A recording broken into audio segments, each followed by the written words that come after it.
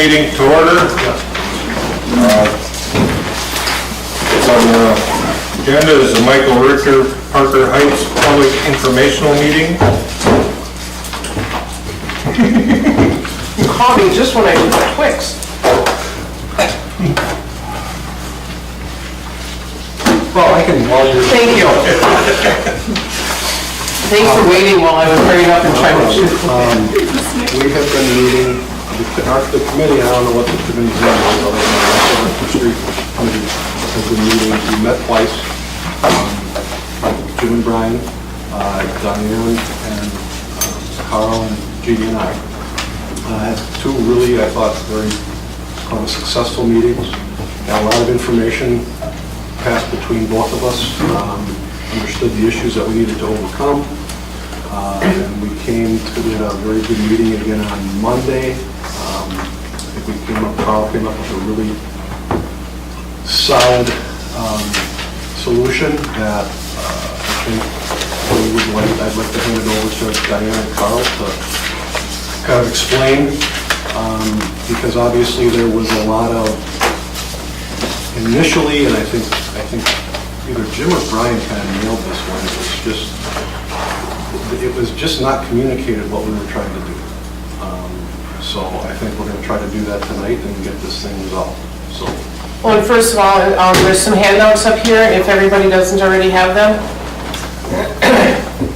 So I'll just kind of, I guess, start as Kelly said, it was kind of interesting because it was while we were sitting at the meeting that an idea popped into for Carl, and the revised scope of what we're discussing doing is on the map here. It's explained on the top in verbally what it is that the project would entail, and then we try to depict it on this map to show what it would mean. So it would be building the street and constructing the street and the infrastructure from Gabriel to Brookwood. That would include all of the street and the infrastructure. Vacate the right-of-way that was reserved for connection from Gabriel to Michael Ritger. We would terminate the existing Michael Ritger, and we're able to do that, but still accommodate for the need for emergency and sanitation vehicles, because there is that access into the apartments there.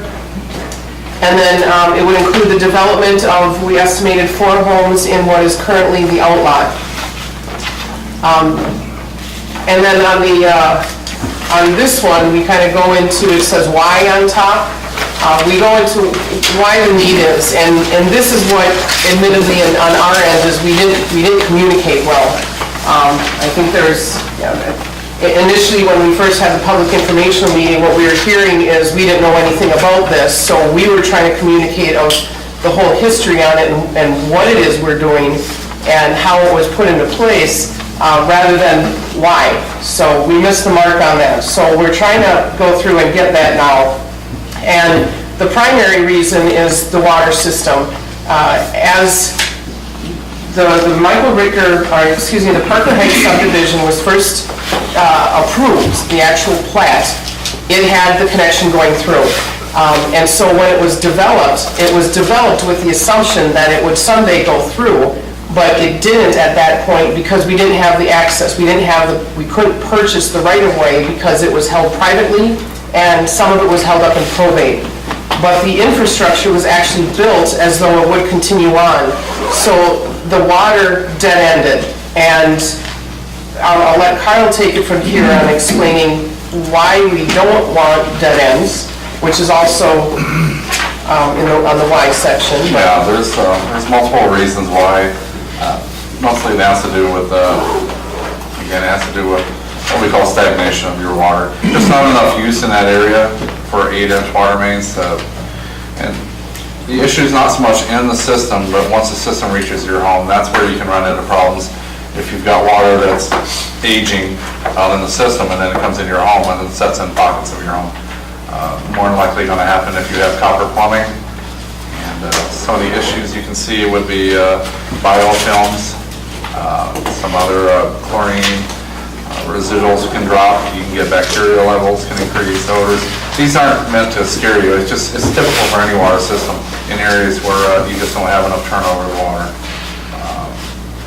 Once you start getting, once the water starts aging, your chlorine can have effects on the biofilm that can create total trihalomethanes and haloacetic acids, both of which are not very good for the human body. And the other issue again is reliability. Accessing out towards Main Street not only increases the refreshing of the water in your subdivision, it also increases fire capacity, which is another good reason. This is something we plan to do. Again, we just couldn't do it because we didn't have any financing mechanisms. But I think fresh water, more reliable water, and safer waters, I don't think anybody can argue against that. And then, well, Carl touched on when he said we didn't have any funding mechanisms, is because the other question that we've been hearing is why now when it's been sitting for 17 years? And as I said initially, it had been planned to go through, but we didn't have the road right of way. In 2006, we acquired a little bit more of the road right of way, and then in 2013 is when the village acquired the last portion of the road right of way. But at that time, we didn't do anything with it because we did not have any type of funding mechanism for it. And frankly, if we were to put it in, we would have assessed 100% of the project, which we did not want to do. So at that time, it was just, it kind of sat until we could figure out some way to have some kind of funding to go towards it.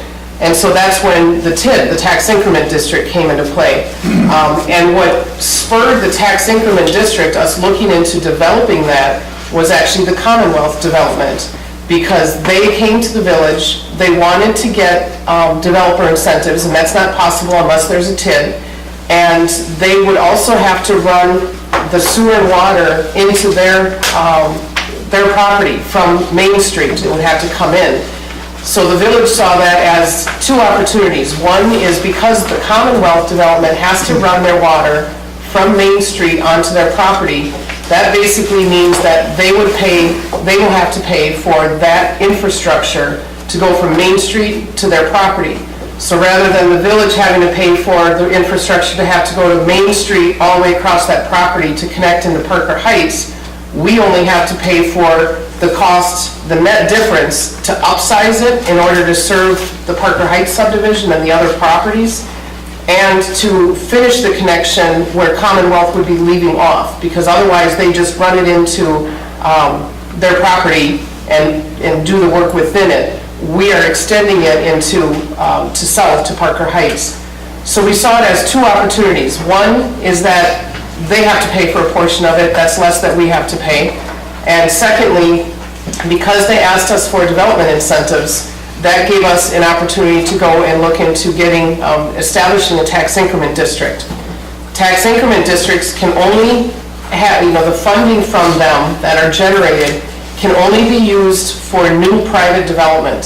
So under normal or any other circumstances, to just complete the Michael Ritger project and the infrastructure and the water would not qualify for TID funding because it was existing development, it was something that was already planned, so there's no purpose of throwing TID money to it because TID is specific for new development.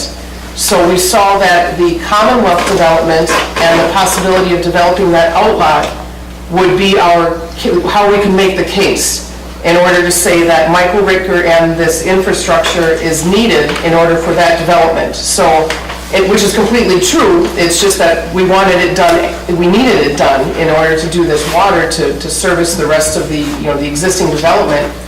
But the Commonwealth and the outlot gave us a stronger case for the argument. Because without that, the TID would not be, that specific project in the TID would not have been approved by the Joint Review Board or by the state. So that's why the TID came along after the Commonwealth development, and that's how we were able to wrap the project into the TID in order to be able to put funding towards it. So while the Commonwealth development did drive the project and the TID, it wasn't for the incentives. The one part that we've all talked about in the past was to benefit Commonwealth, but really the project it really just opened up an opportunity for us to be able to get money to go towards the common, or the Michael Ritger funding, Michael Ritger project. I know it's extremely confusing. TIDs are, I know it's very difficult to explain all of the legal requirements of it, but I guess that's it in a nutshell on why things happened when they did, because it was really us, the village, trying to take advantage of some opportunities that were presented to the village in order to lower the costs of this project. On the back side of this map, I have the special assessment. So this is based on the revised structure, revised scope. We identified on the top any of the cost-saving measures that we have taken and will take moving forward with this. The project that we have identified right now, we've estimated the cost at $297,000. Any savings that would be realized on that, if the project comes in less than that, 100% of those savings would be passed on to reduce the special assessment. In this proposal, what the village, what staff is proposing to the board is that the village contribute $10,000 from the utility fund to lower the assessment, that the development, any kind of increment from that would be generated in the TID from the development of those 4 outlots, we've said that from the beginning, that 100% of that would go towards the assessment, special assessment, to reduce it. The thing is, with the tax increment district, there's really no way of knowing if it's more or less until the end of it, until it's all developed. So in that instance, the proposal that we have here is that the village is basically taking on 100% of the risk. If the outlot does not develop at all, or if it develops at a lower value than what we've projected, then the village would assume that difference. The village would, like I said, the village is at risk on this, because we're fronting that savings to you. We're fronting that money that we think will be generated, but we can't guarantee that it will be generated.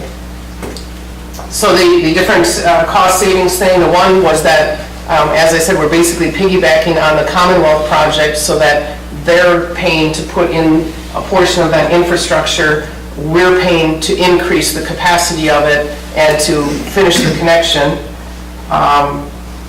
If the project is approved tonight at board, and if the board votes to allow us to go out for bids with this and complete this with the revised scope, then we will be able to bundle it with the Pine Street water main. And our hope is that typically when you're able to bundle like that, you can reduce administrative costs on the developers, or the contractor side on the bid. Because it's a larger project, you get the economy of scale that typically the bidders will come in more competitive rather than a small, 2 small projects. They bid on the whole thing. Also, the larger projects, we typically get more bidders, so our hope is that they would be more competitive. A single mobilization into the area? Yes, decreasing mobilization. Also, we propose with the project that we're putting out for bids that we're being more flexible in the time frame of it. So we're proposing that in 2018, the utilities and the road base be installed, but that we would allow for waiting until 2019 in order to do the final curb, gutter, and asphalt. And my understanding is, because people are busy right now and stuff, it's just better to be able to wait until next year for them to finish that. And we think because of that, they might come in lower. Well, as we talked about in the meeting, and I'll speak to this because I'm in the industry, excavation, utilities, their off times are, winter time. And if we can get bids where you're bidding this stuff out, where they're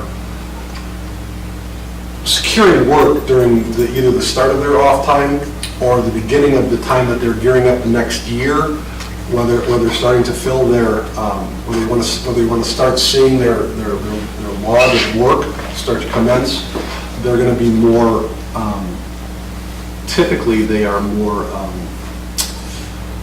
Inclined to come in lower? correct. I'm trying to think of the word, but they're a little more sharper with their pencil. So So those are always good times, and I've been doing it for some 35 years, those are always good times. I always love to put bids out at those times because that's typically when I get lower bids. So in the bottom part of this document that's got the title of special assessment, there's two assessment scenarios. And to be clear on this, this isn't where the village can choose one. I'm not asking you to choose one or the other. It's just the two scenarios that are based upon how the outlot would be developed. Assessment scenario one would be if the village purchased the outlot and then the village did the, resold it and got developers to come in and develop homes in it. The reason why this one is actually lower than if it was privately done is because if the village owns it, then we're able to put conditions on it. So then this one is done with the assumption that we would put the condition on it that each of the homes built on it, there would be 4 homes built on it, and each one would have a value of $220,000. So because it's a higher value, and also we projected that we would turn them over quicker if it was village controlled, because we could also put time frame requirements in it. So that would increase the amount of tax increment district money that would be generated from the development that then would reduce the assessment. So that one comes in at $721 per lot. And that's also including the $10,000 that I had mentioned that we proposed that the utility would put towards the assessment, towards the project costs. And then assessment scenario 2 is if that lot stays in private ownership and they deal with the development of it, and then the village would assess that outlot on a per lot base, or excuse me, linear foot basis. So then we would special assess the owners of the outlot $100,000. And then this is assuming a payment structure of that assessment over 5 years. And it assumes it's higher because there's not they can't put the conditions on it, or we can't put the conditions on it that we could if we owned it. So we have to come in with an assumption that it could be lower value. So we put in $175,000 homes. And we put in, assuming that it may not turn over as quickly. So that's why that one ends up being more at $1,456. Again, these are estimated because the project could come in lower. Whenever we do estimates, we usually come in pretty darn close, and it's very rare that the project comes in higher than what we estimate. Past cases, our assessments, the actual assessments come in a little bit lower. Especially when you bundle.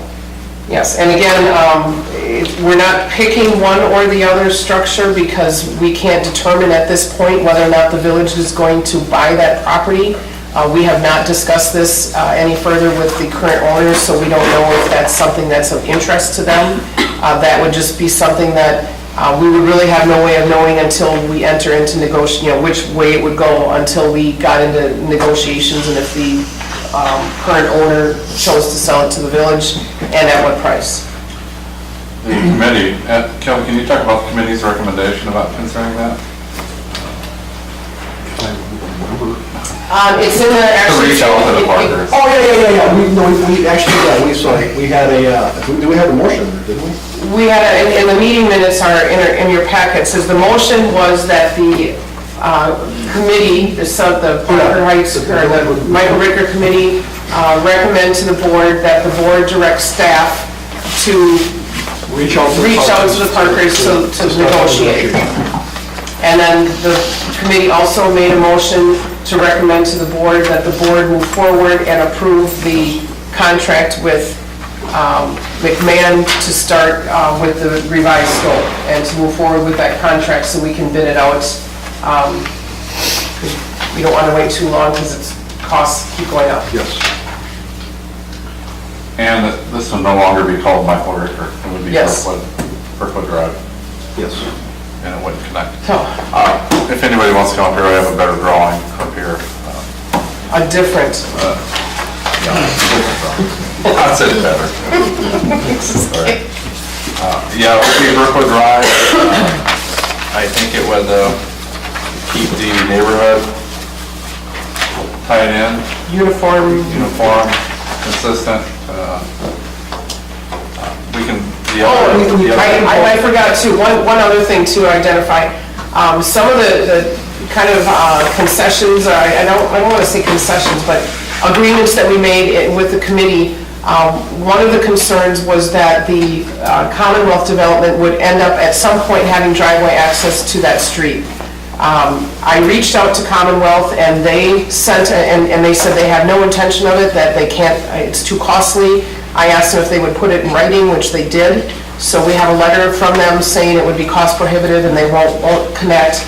And also the committee had suggested that this board pass a resolution going on record basically for any future board to let any future board know that this is this committee's opinion and desire to not ever grant access to that. So that resolution is on tonight's board agenda. There's also a concern about parking, so we had discussed that we could revise the village parking ordinance to prohibit parking on the north side of the new street. I looked at possibly narrowing it, but it really doesn't accomplish, I don't think it's going to accomplish much. The fear from the committee was that Commonwealth would possibly, instead of using the parking lot, park along that street and for a shortcut or a short access, or walk into there, and at least putting up the no parking, it will at least help that concern. People can still park on the sign here, but at least there's another monitored and cars will be ticketed. And in this, you can, any questions at any time, because this is we purposely structured this meeting so that the audience, that you would have an opportunity to ask questions or anything, so we can certainly entertain any questions or comments from you guys. And obviously, if you guys have any questions of us. Yeah, because some of this is new information to a couple people. So. And did we not also say at the meeting that we would make sure that their deeds would now read that this has been... Yes, that was the other part too, is that there's the document that's recorded that's talking about the special assessments that is included with all the properties in the Michael Ritger area, or excuse me, Parker Heights. We would record a document saying that is satisfied. But just the one thing that I want to point out is that does not mean that you would never have a special assessment. It just means that it would revert to what all of the other subdivisions in Hortonville are, and that's in our code of ordinances. So any future repaving, reconstruction work would still be special assessed. It's just that document would be identified as being satisfied.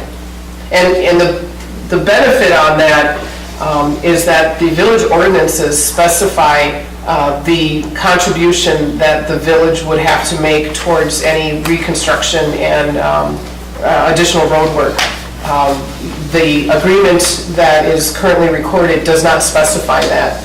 So yours would revert back to that, and it identifies, I think it's like 50 and 80% depending on what the project is. Mostly. But yes, thank you. That would be another part, is that we would have a document recorded saying that other document has been satisfied and is met, and that all future assessments go back to standard village ordinances. I have a question. What are those 4 outlots zoned right now? R1, single-family residential. Could they be changed? Through public hearing, any property can be rezoned at any time if it goes through the process. Okay.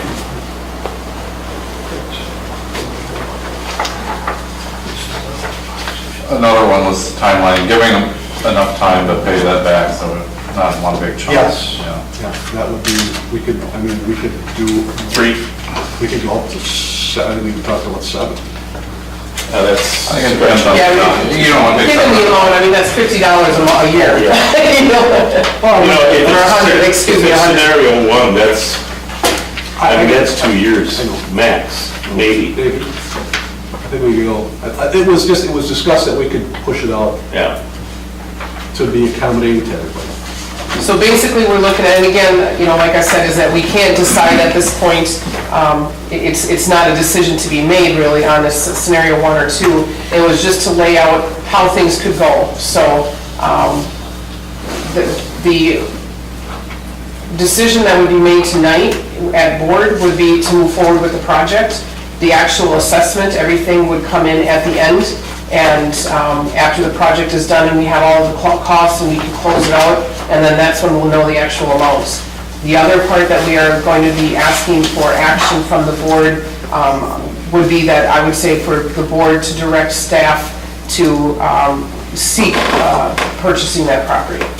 And then if the owner is interested in it, we would then enter into negotiations, and that's another process. So we can't give a final number until the project is all done and we know whether or not we're going to purchase it or not, but what we can give you is basically the range is between about $750 and $1,450 per lot. You know, this won't be completed till 2019, Correct. but that's contingent on those 4 lots being sold too. Either you purchase it or we let them develop it. Right, so we were thinking that you're about, Right. the tax assessment, if everything goes through, they wouldn't, no one would see this until the year 2020. Yeah. Any questions from the audience? Residents? Was this Ryan and Jim, you guys sit on this committee, right? Correct. Consensus of your neighbors, is this the feel of the scenarios? I mean, what feedback are you getting from your neighbors? Well, most of the people that I talk to, you know, they would like to see, you know, an end to it somewhere. The ideal end would be that, you know, there's no assessment and you know, maybe the road just goes away. But after explaining some things to the majority of the people that I talked to, and before our first committee meeting, I probably talked to about 30 of the 54, and then after the first committee meeting where we had a proposed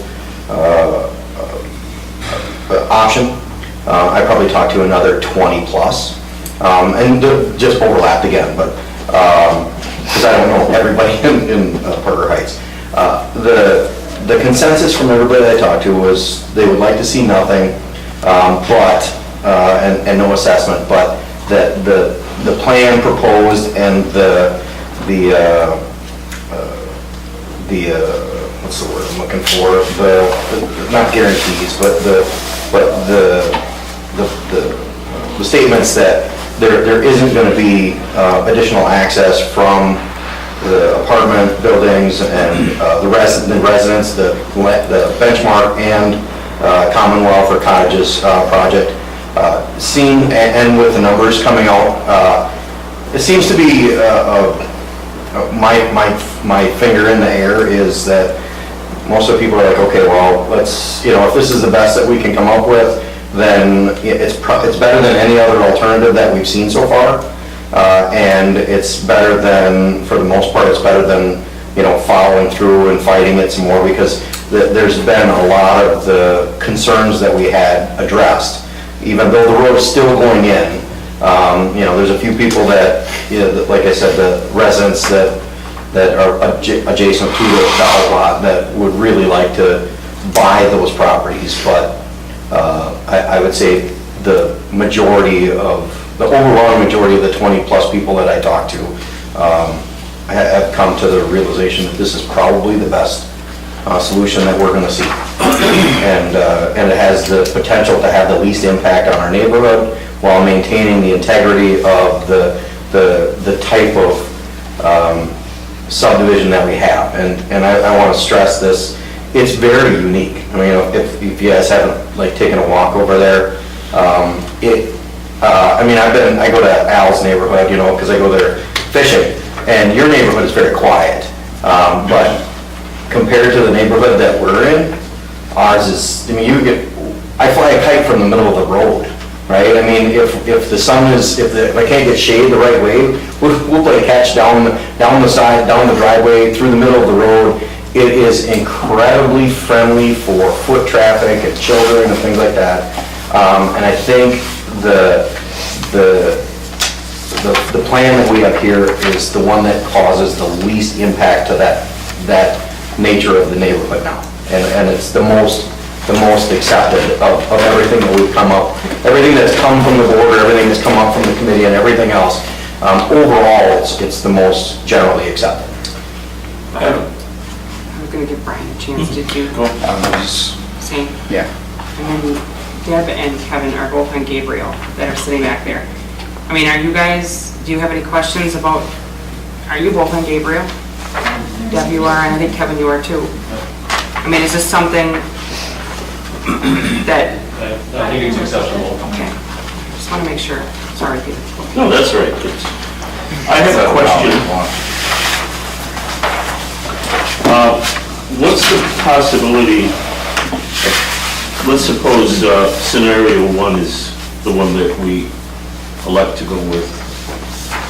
What's the possibility of taking the special assessed amount of $39,000, roughly $40,000, and splitting it 4 ways and adding it to the value or the purchase of the lots, so that this would not impede or affect them at all with any assessment? That, the village has already taken on quite a bit of risk. The problem with that is that the proposal shows, assumes a certain turnover of time. If you add another $10,000 onto the price of the lot, along with the conditions that we would need to add on to the lot, like the minimum value and the time turnaround, I think that they would be difficult to market and sell. What are those lots going for over there? Any idea? Well, they're different size lots. Yeah. So how big are these lots here? Any idea? The full outlot is I want to say it's 1.2 acres for the full outlot, so divided by 4 is about 0.3. They're slightly bigger, slightly. And what you showed me is for the lots that have sold, they've been in the neighborhood of about 25,000.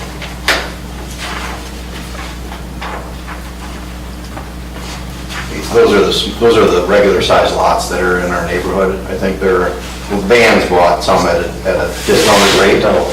Yeah, they went to the developer at a little bit lower rate. And that would, I know, don't quote me because I don't know the square footage, but I would, based on eyeballing it and all that I looked at, that would be the equivalent of like the 2 lots that are furthest to the northwest. And then the 2 lots that are closer to like Emily Way are significantly, the one gets bigger and then the other one is significantly bigger. Yep. I mean, this is a minutia, but I was going to say, you know, you might be able to do some variable control on the development of those, to come up to the 220 equally crossed, but like the last lot, I mean, on here we've got them equal, but they're nowhere near equal. The last lot is a huge lot. Just for example, I just pulled up Zillow, lots in that subdivision, and not necessarily just Parker Heights, but in that whole area. 23,000, 35, 30, 27, 37, 27. So adding another chunk onto that would be, I don't know. I don't know. Well, you know, it really depends on what we can pick, if we bought it, what we could pick the property up for. We don't even know if we can do that. Yeah, right. And we can't elect one or the other. I mean, the intent, Brian and Jim will attest to this, I think the intent from at least Jeannie and my standpoint was that the village would buy it, we'd do what we could to continue to reduce the cost of these. So, and that's the intent. And so I think that's on the agenda. I mean, it was a motion that we made, it's an agenda item tonight, so we'll follow through with that.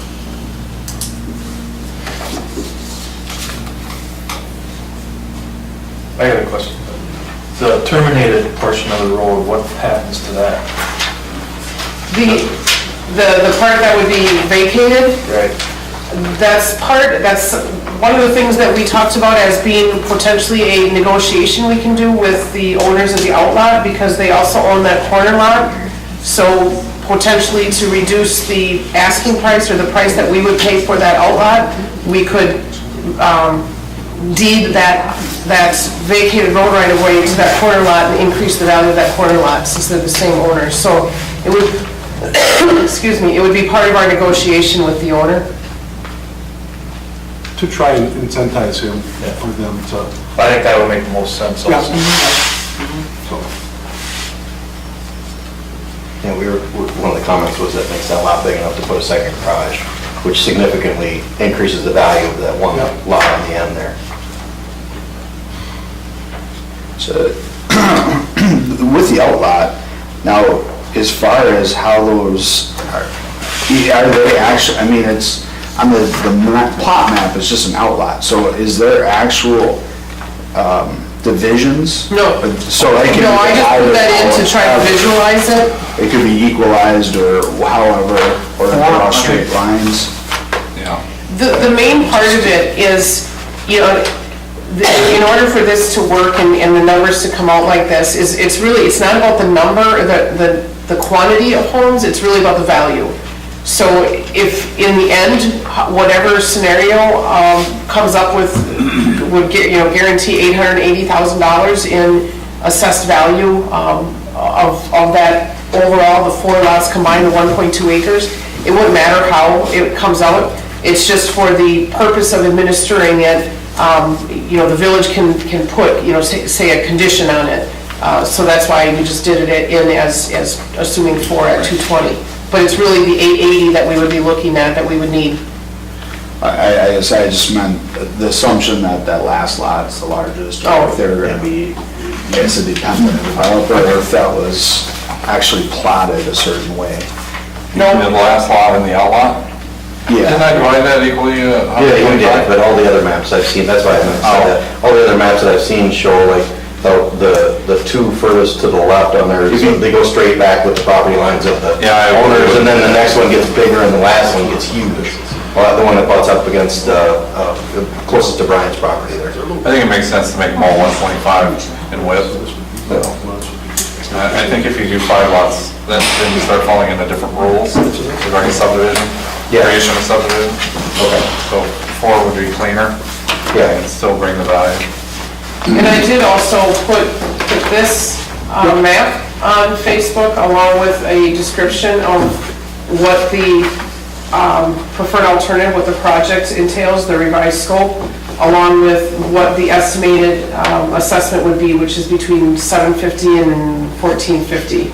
I put all that on Facebook too, just to try to get it out more. And I did not get a single comment on it. I know, Deb, you shared it.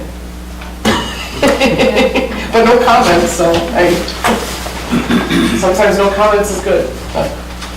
Jim, you might as well take that map with you, that big drawing. Okay. Well, I mean, I think the lower numbers were a welcome sight, rather than when the $3,000, 33, 35, 3,000, okay, and and everybody sees the 700 and they're like, oh, cool, yeah, all right. And the numbers, it was a combination of the revised scope, which shaves some of the project cost on it. Frankly, the biggest portion of the reduction is the TID, assuming the development of that outlot, and then also the contribution from the utilities. So that's what was done to lower that. And I know, we went through a couple iterations of it, and that's where there's some confusion and issues with communication on the whole TID thing, but that's how I was able to be lowered. And for you guys out there, we've got extra copies there if you want to share any of this with your neighbors. So, actually, I have a question. What happens, so we're not looking at an assessment until like 2020, most likely. So what happens if people sell their homes between now or at that bridge point where the assessment's coming out, and how does that affect them? The assessment is not paid until the work is done, but when realtors, when a home sells, we get a notice or a request for information about if there's any pending assessments. And this one, because it is something that had been approved by the board and is moving forward, would be flagged and showing up as a pending assessment. So then the new owner would would be responsible for it. That's my understanding from reading our, okay.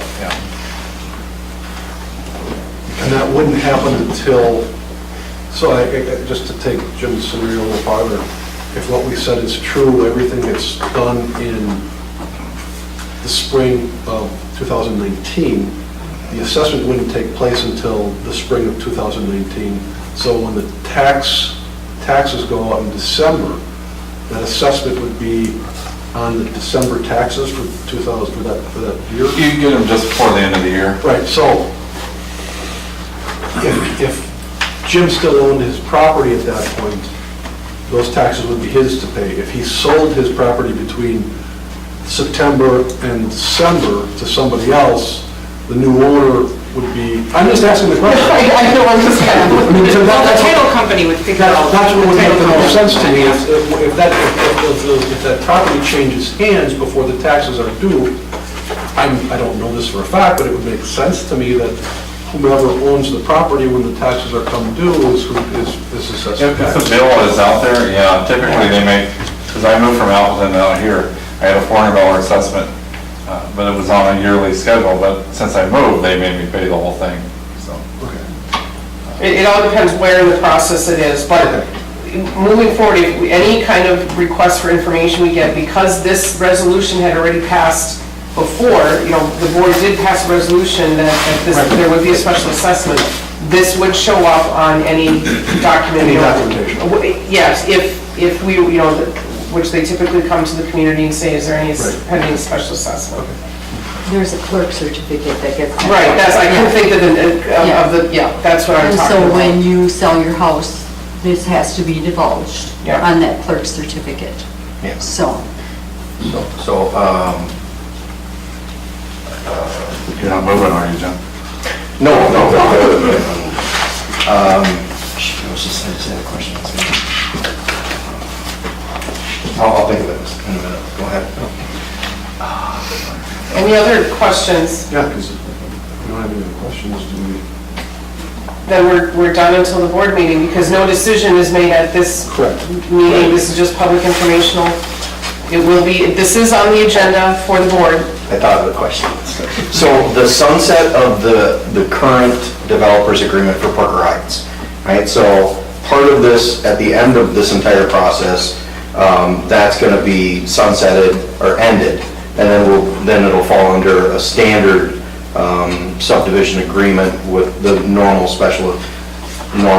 village rules, special assessments.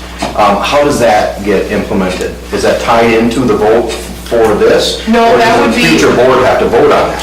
No, actually, that's not a voting thing. That would be something that our attorney would draft up, and it would be once the assessments are paid, then I think it would be paid. I have to ask Bob to make sure, but I think it would be once the assessments are paid.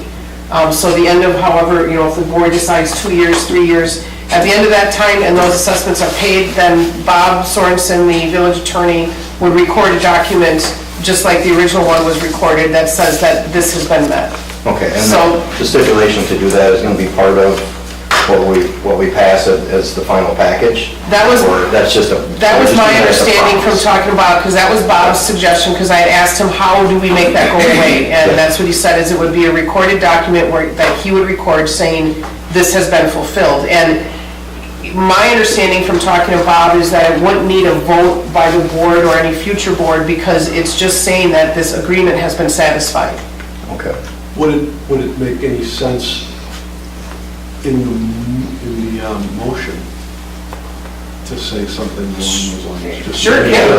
Just to direct them, Yes. to make a directive for that attorney, staff, attorney to, at that time It may to, not so be there's, something that we need to, but if it's in the motion, then it just... yeah, so that way there's no future action that's required to make the attorney, Right. to trigger the attorney to do this. So that's what I'm saying is, Yep. as part of the motion, or as part of the whatever gets passed here, to stipulate the directive for the attorney to do that. So that way we don't have to, because if, there's an election in a year, I mean, they could say, well, we changed your mind, and I'm not saying anybody's gonna do that, I'm just saying, but for peace of mind, that was part of that was the last thing in every option was to do that. And Was to make sure- just looking for a way to trigger that to happen. That thing. Yes, yeah. Yeah. Absolutely. I do have a quick question. When is the timeline for the payback determined? Is that something that's When is- today? That's at the end of the project, isn't it? When think the once we get the costs final are- numbers Yeah, in. when we get the final numbers in, that's when the board then specifies the time frame. Yeah. It would be on the agenda, it would be an agenda item. Yes. So we, Be mid to late next summer before we know the final numbers. And then the attorney and the clerk would get together and do that. Actually, you and I should have a conversation about that, because if we're gonna, I'd still like to take hard bids on these things, so we should know after the bids and stuff.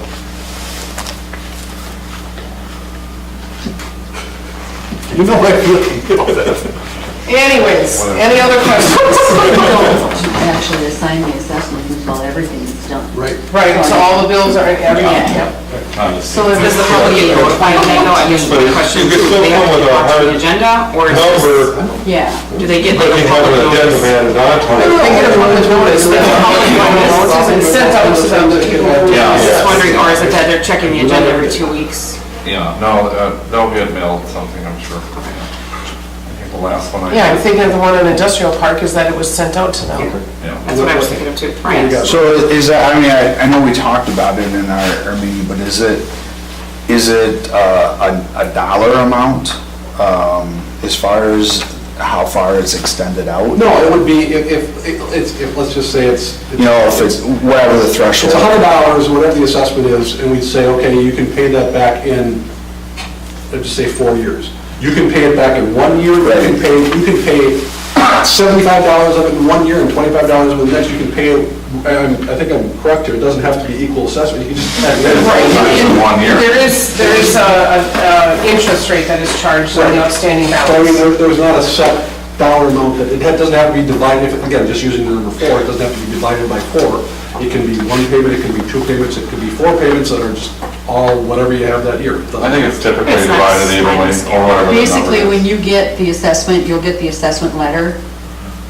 You can answer on there then How you want to. how you want to pay it back. If you want to pay it back. Maybe I in didn't 4 years. ask it correctly, I meaning, was gonna say, I think you're. Yeah. how do you decide how many years you would go maximum? Is that based on a dollar figure? I think that the max is, in our ordinance, I think the max is 7 years. We don't typically go out to that. It's really discretionary, it's very subjective. It's typically the board just decides, based on looking at the amount it is, the higher the amount, usually the longer the time frame that they give people to pay it back. The smaller the amount of the special assessment, the shorter the time frame. Purely subjective. You would try to make it not be a hardship. Right. So that's why we look at the dollar amount. Good. Thanks. Any other questions? Hearing none, we're open for adjournment. I'll make that motion. I'll second that. All in favor, say aye. All right. Opposed? We are adjourned.